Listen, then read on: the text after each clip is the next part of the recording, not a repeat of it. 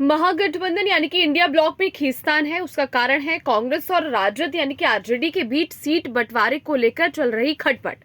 कांग्रेस का कहना है कि 2020 के चुनाव में उसे कमजोर सीटें दी गई थी, इस बार ऐसा ना किया जाए।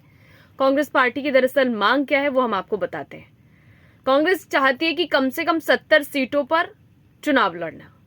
अब उनकी यही वजह है और यही कारण है, इसी की वजह से पार्टी के अंदर जो उठापटक है वो इसीलिए चल रही है। पार्टी चाहती है कि उसे वही सीटें मिले जहां जीत की संभावना ज्यादा हो, यानी जहां पहले जीती हो या बहुत कम अंतर से हारी हो तो वहां पर उसे सीट मिलनी चाहिए और कांग्रेस पार्टी वहां पर चुनाव लड़ना चाहती है।